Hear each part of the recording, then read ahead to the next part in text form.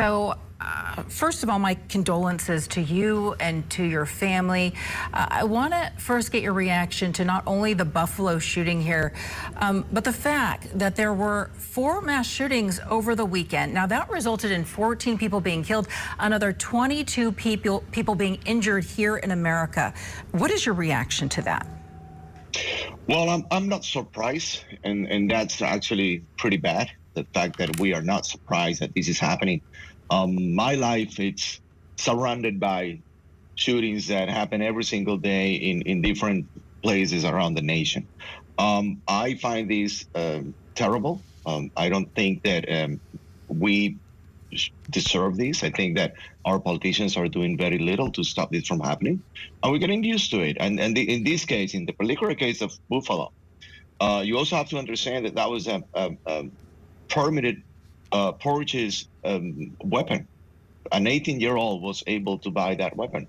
I believe there was a background check and everything. So even the things that we're fighting for are not enough. This is offensive. The fact that we have, and you mentioned gun rights groups that are slowly turning into killing rights groups because they support this, I think is terrible. And we need to do things in a different way. Let's talk about the fact that the suspect in this case was able to purchase a weapon, an AR-15, legally. He was able to pass that background check. What does that tell you about the system that is in place right now? What do you make of background checks? Well, I think that I have seen what a background check requires. I have done all possible testing here and there to understand better where we are.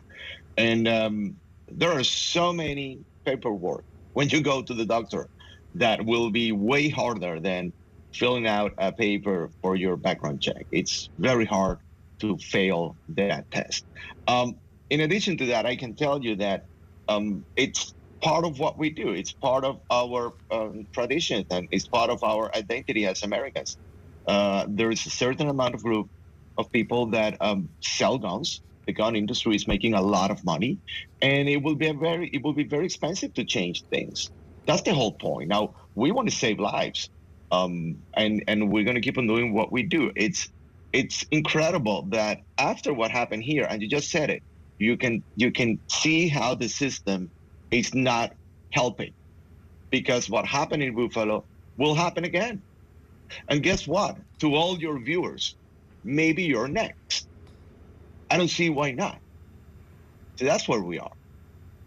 As a parent who has lost a child to gun violence, I can't even imagine what having to sit through these shootings means to you, what it does to you. At the end of the day, who would you say is to blame for mass shootings here in America? Is it the U.S. government? Is it these gun right advocacy groups? Do they have too much power and influence over politicians? They do. They have a lot of power, but I'm more concerned about the social behavior. Society, a big part of the society believes that, again, this is an identity that we need to hold to. And that, hopefully, it's fixable. That could change. That is exactly the kind of a strategy that we do with ChangeTheRef. We create these campaigns that talk to the people, not to the politicians. Let me tell you something. My son was murdered a little more than 4 years ago. I have seen 2 presidents. I have seen different members in Congress and Senate, and we still see this happening. So I don't believe them anymore. I was holding accountable the president 2 months ago, along with my wife. I went to jail for that. So people need to react.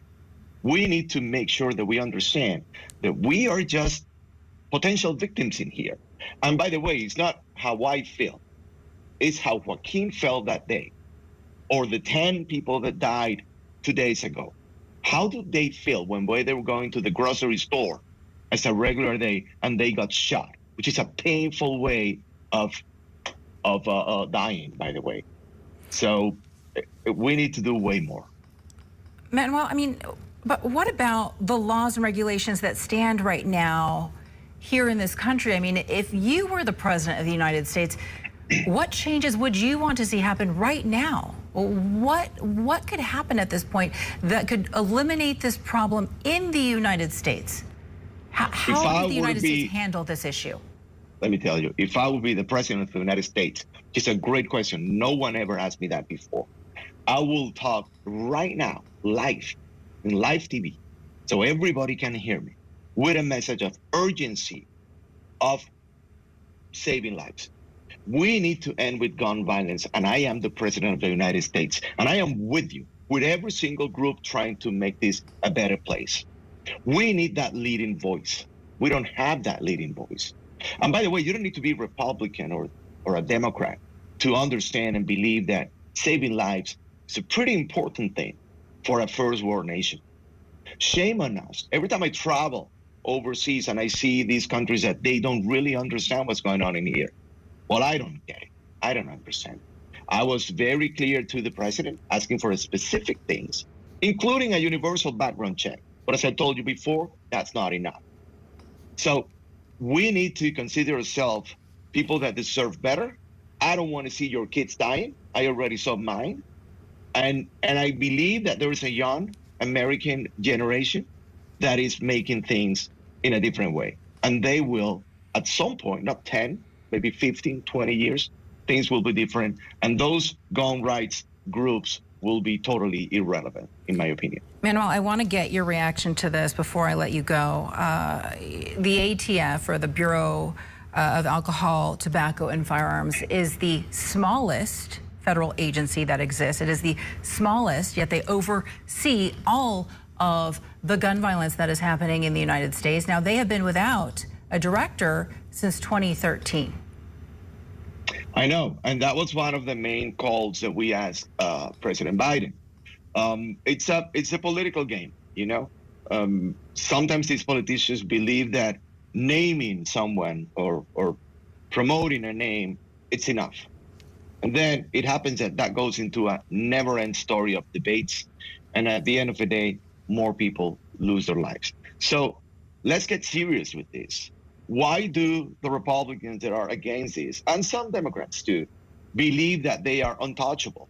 Why do you believe that this is not going to happen to you? What makes you think that this is not going to happen to you? You probably have a very low IQ, or you're not watching what's going on your neighborhood.